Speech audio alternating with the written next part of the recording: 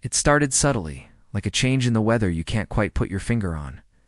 The air in our home, once filled with easy laughter and shared secrets, grew heavy, thick with unspoken words. Sarah, my wife of 7 years, the woman whose every smile I thought I knew, started to feel like a stranger living under my roof. The late nights at work became more frequent, the phone calls hushed and hurried. Her phone itself, a fortress I was no longer welcome to breach.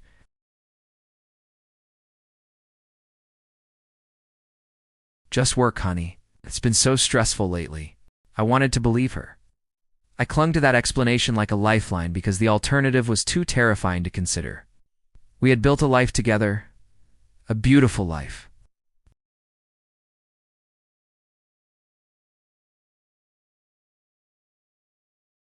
We'd navigated the rough waters of early careers, celebrated every small victory, and held each other through every setback. Our love was supposed to be the one constant, the anchor in the unpredictable sea of life. But now that anchor was dragging, and I felt our ship drifting into dark, uncharted territory.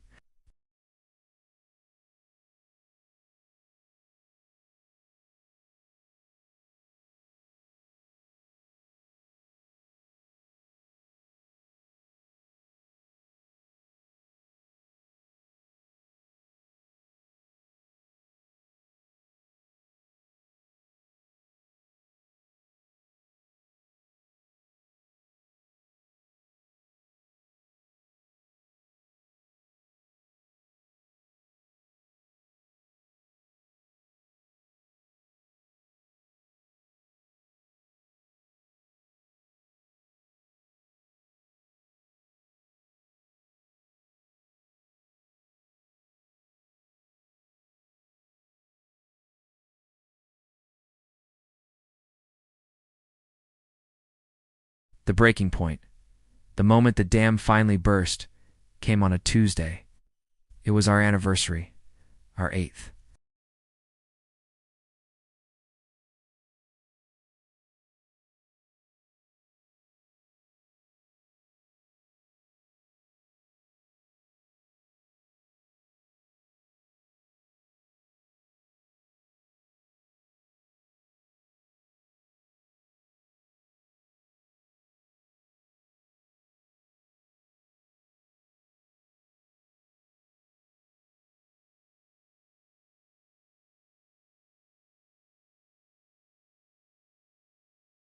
"So sorry, got held up in a huge meeting."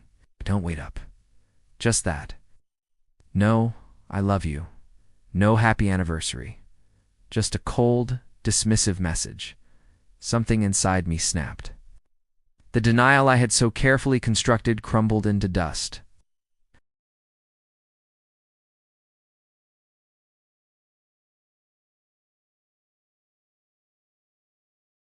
My mind was a chaotic whirlwind of hurt, confusion, and a burgeoning righteous anger. How did we get here? When did she stop loving me? Instinct, or maybe some dark premonition, led me to a part of town we rarely visited, and that's when I saw her car. It was parked outside a trendy, dimly lit bistro. My heart hammered against my ribs, a frantic drumbeat of dread. I parked across the street, my hands shaking so much I could barely turn off the ignition. And then I saw them. Through the large glass window, I saw Sarah. She was laughing, a full, uninhibited laugh I hadn't heard in months. And she wasn't alone. Across the table from her was a man. He leaned in, tucking a stray strand of hair behind her ear, and she let him. She leaned into his touch, her eyes sparkling in a way they hadn't for me in what felt like an eternity.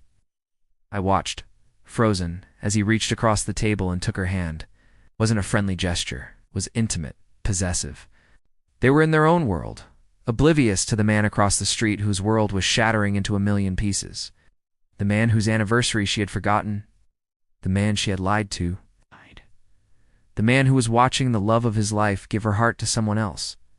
Time seemed to stop. The pain was physical, a crushing weight on my chest that made it impossible to breathe. It wasn't just heartbreak, it was the complete annihilation of the reality I had known. Every promise, every I love you, every shared dream, it all felt like a lie. I don't know how long I sat there just watching. It could have been minutes or an hour. Eventually, they stood up to leave. He draped his arm around her shoulders and she leaned her head against his chest. They walked out of the restaurant and stood by her car, talking and laughing under the streetlight. Then he leaned down and kissed her. It wasn't a peck on the cheek. It was a deep, passionate kiss, the kind we used to share. And she kissed him back with everything she had. That was the final blow. The image is burned into my memory, a permanent scar on my soul. I drove home in a daze. The roses on the table seemed to mock me, their vibrant red a stark contrast to the gray emptiness that had enveloped me. I walked through the house, our house, and saw everything through new eyes. The photos on the wall of our smiling faces, the vacation souvenirs on the shelf, the bed we shared, it was all a facade, a stage set for a play where I was the only one who didn't know his lines. When Sarah finally came home just after midnight, she was humming. She walked into the living room, saw me sitting there in the dark, and the tune died on her lips. "Mark, you're still up? I thought you'd be asleep." Her voice was laced with a faint nonchalance that made my blood run cold. I didn't say anything. I just looked at her, letting the silence stretch, letting the weight of her betrayal hang in the air between us. The smile faded from her face, replaced by a flicker of confusion, then dawning realization and panic. "Mark, what is it? You're scaring me." I finally found my voice, though it was hoarse, broken.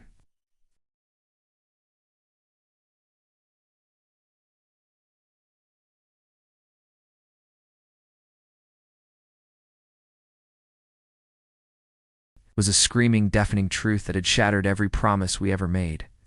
Our home, once a sanctuary, had become a courtroom, and the verdict was already in. There was nothing left to say.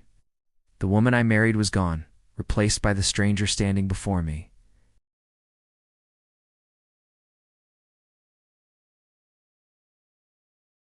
The silence that followed was the loudest sound I had ever heard. It was the sound of a life, a love, and a man, completely and utterly breaking. Navigating betrayal is an incredibly painful journey, and if you're going through something similar, please know that you are not alone. Speaking with a therapist or a counselor can provide a safe space to process your emotions and find a path toward healing. There are resources available, like the National Crisis and Suicide Lifeline, which you can reach by dialing 988 in the US and Canada, or the Samaritans in the UK at 116,123. Your mental health matters. Taking that first step to get help is a sign of immense strength. Thank you for listening. Please take care of yourselves and each other.